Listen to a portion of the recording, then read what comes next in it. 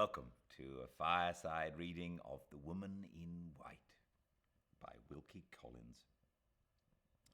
This is reading, I think it's reading 19, chapter 3. A week passed. After my return to London, I'm going to start all over again. I think it could be 18. I don't know. I'm going to say it's 19, but I hope it's not 18. Welcome to a fireside reading of The Woman in White by Wilkie Collins, chapter 19. Reading 19, chapter 3. A week passed after my return to London without the receipt of any communication from Miss Holcombe. On the 8th day, a letter in her handwriting was placed among the other letters on my table. It announced that Sir Percival Glyde had been definitely accepted, and that the marriage was to take place, as he had originally desired, before the end of the year. In all probability, the ceremony would be performed during the last fortnight in December. Miss Fairley's 21st birthday was late in March. She would therefore, by this arrangement, become Sir Percival's wife about 3 months before she was of age. I ought not to have been surprised. I ought not to have been sorry, but I was surprised and sorry nevertheless. Some little disappointment caused by the unsatisfactory shortness of Miss Holcombe's letter mingled itself with these feelings, and contributed its share towards upsetting my serenity for the day. In 6 lines my correspondent announced the proposed marriage. In 3 more she told me that Sir Percival had left Cumberland to return to his house in Hampshire, and in 2 concluding sentences she informed me, first, that Laura was sadly in want of change and cheerful society; secondly, that she had resolved to try the effect of some such change forthwith, by taking her sister away with her on a visit to certain old friends in Yorkshire. There the letter ended, without a word to explain what the circumstances were which had decided Miss Fairley to accept Sir Percival Glyde in 1 short week from the time when I had last seen her. At a later period, the cause of this sudden determination was fully explained to me. It is not my business to relate it imperfectly on hearsay evidence. The circumstances came within the personal experience of Miss Holcombe, and when her narrative succeeds mine, she will describe them in every particular exactly as they happened. In the meantime, the plain duty for me to perform, before I, in turn, lay down my pen and withdraw from the story, is to relate the one remaining event connected with Miss Fairley's proposed marriage in which I was concerned, namely, the drawing of the settlement. It is impossible to refer intelligibly to this document without first entering into certain particulars in relation to the bride's pecuniary affairs. I will try to make my explanation briefly and plainly, and to keep it free from professional obscurities and technicalities. The matter is of the utmost importance. I warn all readers of these lines that Miss Fairley's inheritance is a very serious part of Miss Fairley's story, and that Mr. Gilmore's experience in this particular must be their experience also, if they wish to understand the narratives which are yet to come. Miss Fairley's expectations, then, were of a twofold kind, comprising her possible inheritance of real property, of land, when her uncle died, and her absolute inheritance of personal property or money when she came of age. Let us take the land first.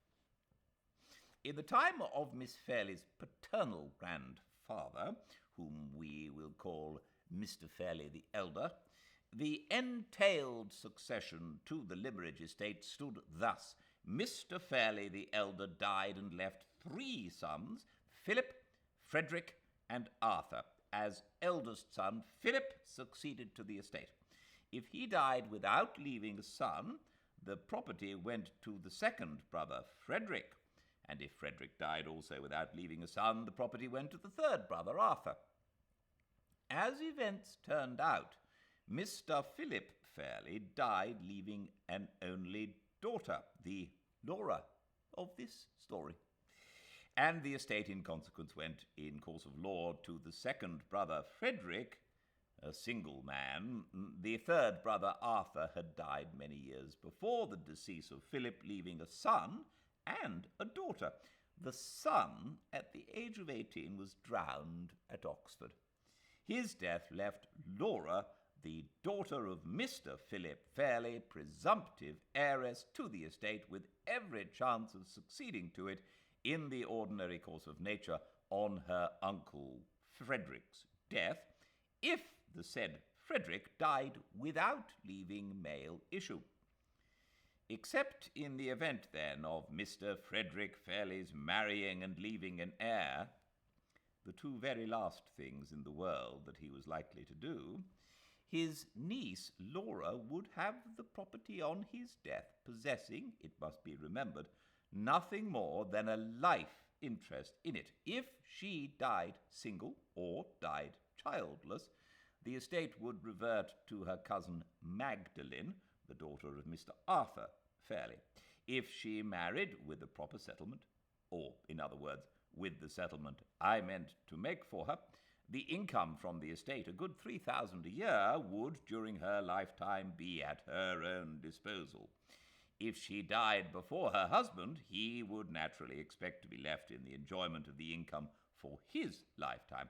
If she had a son, that son would be the heir to the exclusion of her cousin Magdalene. Thus, Sir Percival's prospects of marrying Miss Fairley, so far as his wife's expectations from real property were concerned, promised him these 2 advantages on Mr. Frederick Fairley's death. First, the use of £3,000 a year by his wife's permission while she lived, and in his own right on her death if he survived her. And secondly, the inheritance of Limmeridge for his son if he had one. So much for the landed property and for the disposal of the income from it on the occasion of Miss Fairley's marriage. Thus far, no difficulty or difference of opinion on the lady's settlement was at all likely to arise between Sir Percival's lawyer and myself. The personal estate, or in other words, the money to which Miss Fairley would become entitled on reaching the age of 21 years, is the next point to consider. This part of her inheritance was, in itself, a comfortable little fortune. It was derived under her father's will, and it amounted to the sum of £20,000. Besides this, she had a life interest in £10,000 more, which latter amount was to go on her decease to her Aunt Eleanor, her father's only sister. It will greatly assist in setting the family affairs before the reader in the clearest possible light if I stop here for a moment to explain why the aunt had been kept waiting for her legacy until the death of her niece. Mr. Philip Fairley had lived on excellent terms with his sister Eleanor as long as she remained a single woman. But when her marriage took place somewhat late in life, and when that marriage united her to an Italian gentleman named Fosco, or rather to an Italian nobleman, seeing that he rejoiced in the title of Count, Mr. Fairley disapproved of her conduct so strongly that he ceased to hold any communication with her, and even went the length of striking her name out of his will. The other members of the family all thought this serious manifestation of resentment at his sister's marriage more or less unreasonable. Count Fosco, though not a rich man, was not a penniless adventurer either. He had a small but sufficient income of his own. He had lived many years in England, and he held an excellent position in society. These recommendations, however, availed nothing with Mr. Fairley. In many of his opinions, he was an Englishman of the old school, and he hated a foreigner simply and solely because he was a foreigner. The utmost that he could be prevailed on to do, after years, mainly at Miss Fairley's intercession, was to restore his sister's name to its former place in his will, but to keep her waiting for her legacy by giving the income of the money to his daughter for life, and the money itself, if her aunt died before her, to her cousin Magdalene. Considering the relative ages of the two ladies, the aunt's chance, in the ordinary course of nature, of receiving the £10,000 was thus rendered doubtful in the extreme, and Madame Fosco's Madame Fosco resented her brother's treatment of her as unjustly as usual in such cases, by refusing to see her niece, and declining to believe that Miss Fairley's intercession had ever been exerted to restore her name to Mr. Fairley's will. Such was the history of the £10,000. Here again no difficulty would arise with Sir Percival's legal adviser. The income would be at the wife's disposal, and the principal would go to her aunt or her cousin on her death. All preliminary explanations being now cleared out of the way, I come at last to the real knot of the case, to the £20,000. This sum was absolutely Miss Fairley's own on her completing her 21st year, and the whole future disposition of it depended, in the first instance, on the conditions I could obtain for her in her marriage settlement. The other clauses contained in that document were of a formal kind and need not be recited here, but the clause relating to the money is too important to be passed over. A few lines will be sufficient to give the necessary abstract of it. My stipulation in regard to the £20,000 was simply this.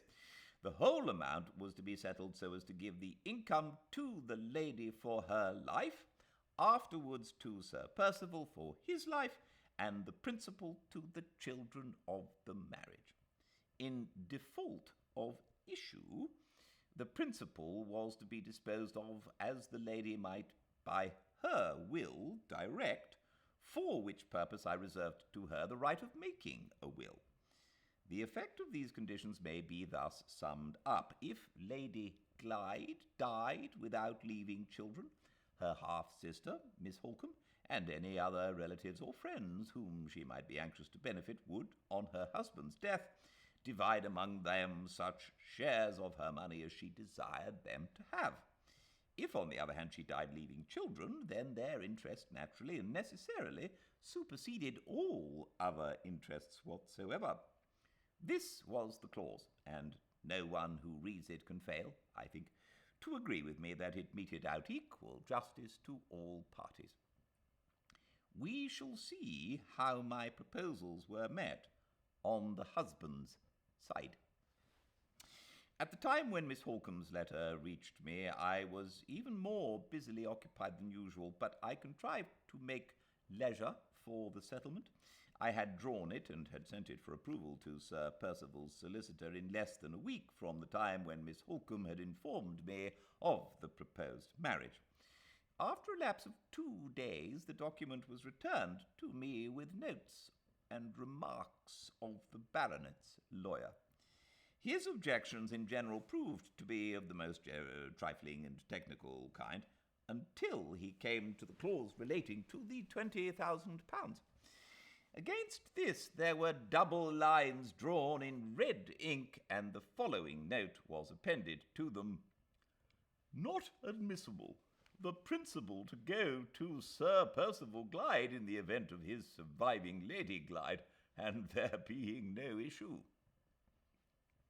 That is to say, not 1 farthing of the £20,000 was to go to Miss Holcombe or to any other relative or friend of Lady Glyde's. The whole sum, if she left no children, was to slip into the pockets of her husband. The answer I wrote to this audacious proposal was as short and sharp as I could make it. My dear sir, Miss Fairley's settlement. I maintain the clause to which you object exactly as it stands. Yours truly. The rejoinder came back in a quarter of an hour. My dear sir, Miss Fairley's settlement. I maintain the red ink to which you object exactly as it stands. Yours truly. In the detestable slang of the day, we were now both at a deadlock, and nothing was left for it but to refer to our clients on either side. As matters stood, my client, Miss Fairley, not having yet completed her 21st year, Mr. Frederick Fairley was her guardian. I wrote by that day's post and put the case before him exactly as it stood, not only urging every argument I could think of to induce him to maintain the clause as I had drawn it, but stating to him plainly the mercenary motive which was at the bottom of the opposition to my settlement of the £20,000. The knowledge of Sir Percival's affairs, which I had necessarily gained when the provisions of the deed on his side were submitted in due course of my examination, had but too plainly informed me that the debts on his estate were enormous, and that his income, though nominally a large one, was virtually, for a man in his position, next to nothing. The want of ready money was the practical necessity of Sir Percival's existence, and his lawyer's note on the clause in the settlement was nothing but the frankly selfish expression of it. Mr. Fairley's answer reached me by return of post and proved to be wandering and irrelevant in the extreme. Turned into plain English, it practically expressed itself to this effect. Would dear Gilmore be so very obliging as to not worry his friend and client about such a trifle as a remote contingency? Was it likely that a young woman of 21 would die before a man of 45 and die without children?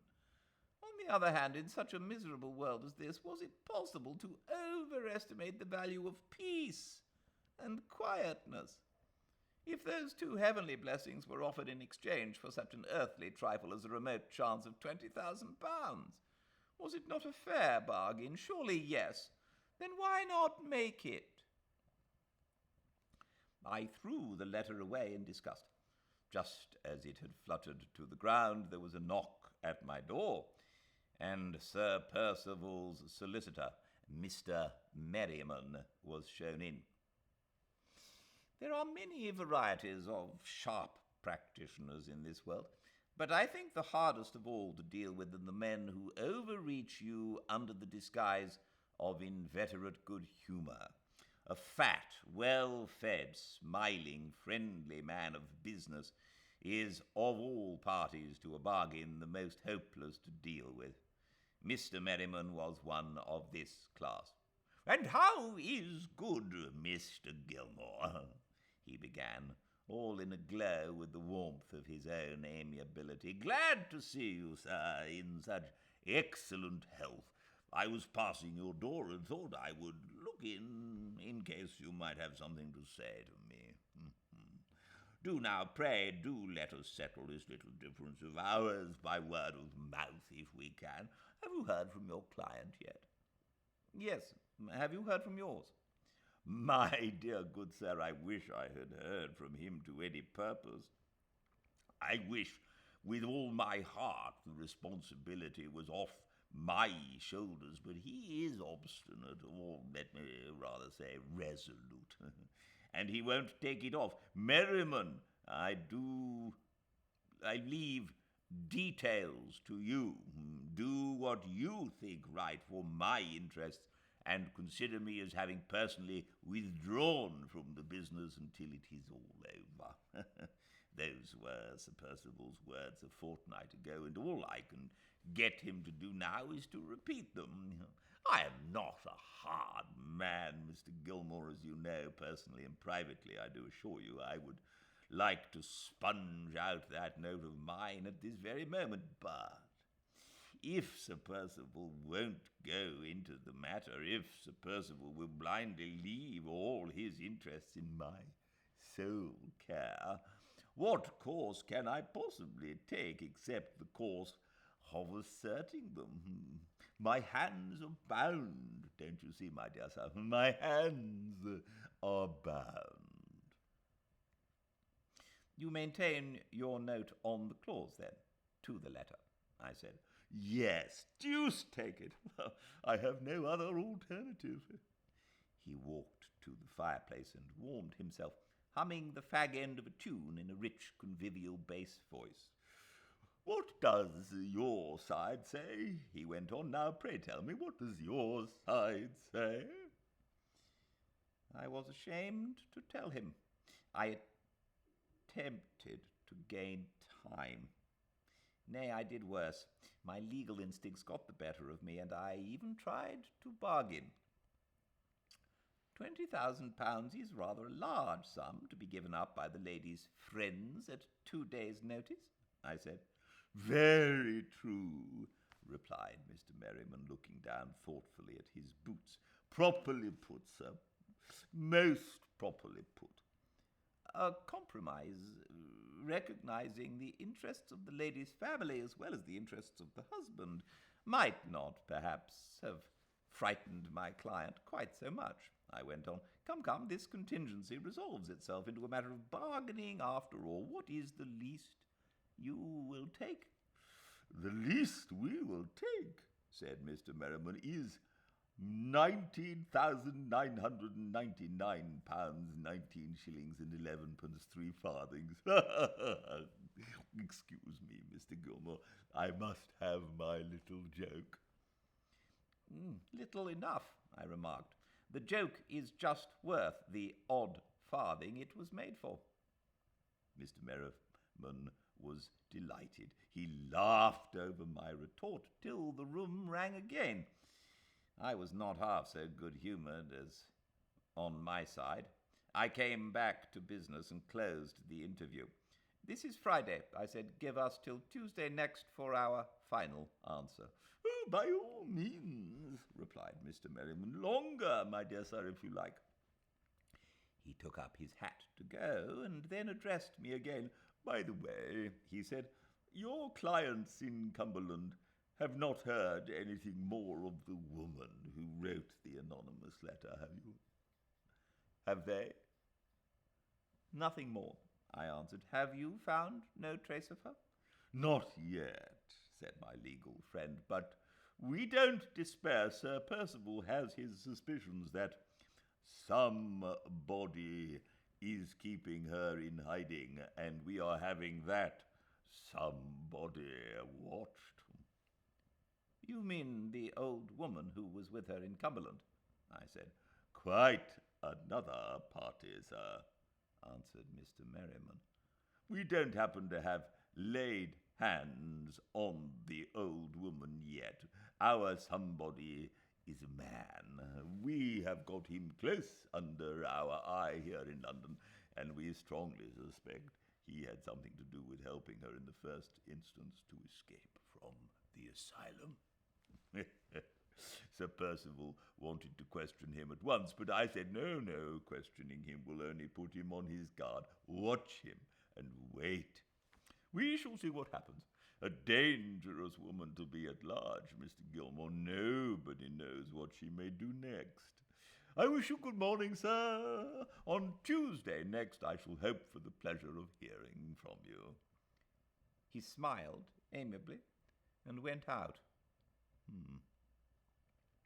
My mind had been rather absent during the latter part of the conversation with my legal friend. I was so anxious about the matter of the settlement that I had little attention to give to any other subject, and the moment I was left alone again, I began to think over what my next proceeding ought to be. In the case of any other client, I should have acted on my instructions, however personally distasteful to me, and have given up the point about the £20,000 on the spot. But I could not act with this business-like indifference towards Miss Fairley. I had an honest feeling of affection and admiration for her. I remembered her gratefully, that her father had been the kindest patron and friend to me that ever man had. I had felt towards her while I was drawing the settlement as I might have felt if I had not been an old bachelor towards a daughter of my own, and I was determined to spare no personal sacrifice in her service and where her interests were concerned. Writing a second time to Mr. Fairley was not to be thought of. It would only be giving him a second opportunity of slipping through my fingers. Seeing him and personally remonstrating with him might possibly be of more use. The next day was Saturday, and I determined to take a return ticket and jolt my old bones down to Cumberland on the chance of persuading him to adopt the just, the independent, and the honourable course. It was a poor chance enough, no doubt, but when I had tried it, my conscience would be at ease. I should then have done all that a man in my position could do to serve the interests of my old friend's only child. The weather on Saturday was beautiful, a west wind and a bright sun, having felt latterly a return of that fullness and oppression of the head against which my doctor warned me so seriously more than 2 years since. I resolved to take the opportunity of getting a little extra exercise by sending my bag on before me and walking to the terminus at Euston Station. As I came out into Holborn, a gentleman walked by rapidly, stopped, and spoke to me. It was Mr. Walter Hartright. If he had not been the first to greet me, I should certainly have passed him. He was so changed that I hardly knew him again. His face looked pale and haggard. His manner was hurried and uncertain, and his dress, which I remembered as neat and gentlemanlike when I saw him at Limmeridge, was so slovenly now that I should really have been ashamed of the appearance of it on one of my own clerks. "Have you been long back from Cumberland?" he asked. "I heard from Miss Holcombe lately. I'm aware that Sir Percival Glyde's explanation has been considered satisfactory. Will the marriage take place soon? Do you happen to know Mr. Gilmore?" He spoke so fast and crowded his questions together so strangely and confusedly that I could hardly follow him. However accidentally intimate he might have been with the family at Limmeridge, I could not see that he had any right to expect information on their private affairs, and I determined to drop him as easily as might be on the subject of Miss Fairley's marriage. "Time will show, Mr. Hartright," I said. "Time will show. I dare say if we look out for the marriage in the papers, we shall not be far wrong. Excuse my noticing it, but I am sorry to see you not looking so well as you were when we last met." A momentary nervous contraction quivered about his lips and eyes, and made me half reproach myself for having answered him in such a significantly guarded manner. "I had no right to ask about her marriage," he said bitterly. "I must wait to see it in the newspapers like other people. Yes." He went on before I could make any apologies. "I have not been very well lately. I am going to another country to try a change of scene and occupation. Miss Holcombe has kindly assisted me with her influence, and my testimonials have been found satisfactory. It is a long distance off, but I don't care where I go, what the climate is, or how long I am away." He looked about him while he said this, at the throng of strangers passing us by on either side, in a strange, suspicious manner, as if he thought that some of them might be watching us. "I wish you well through it, and safe back again," I said, and then added, so as not to keep him altogether at arm's length on the subject of the Fairleys, "I am going down to Limmeridge today on business. Miss Holcombe and Miss Fairley are away just now on a visit to some friends in Yorkshire." His eyes brightened, and he seemed about to say something in answer, but the same momentary spasm crossed his face again. He took my hand, pressed it hard, and disappeared among the crowd, without saying another word. Though he was little more than a stranger to me, I waited for a moment, looking after him almost with a feeling of regret. I had gained in my profession sufficient experience of young men to know what the outward signs and tokens were of their beginning to go wrong. And when I resumed my walk to the railway, I am sorry to say I felt more than doubtful about Mr. Hartright's future.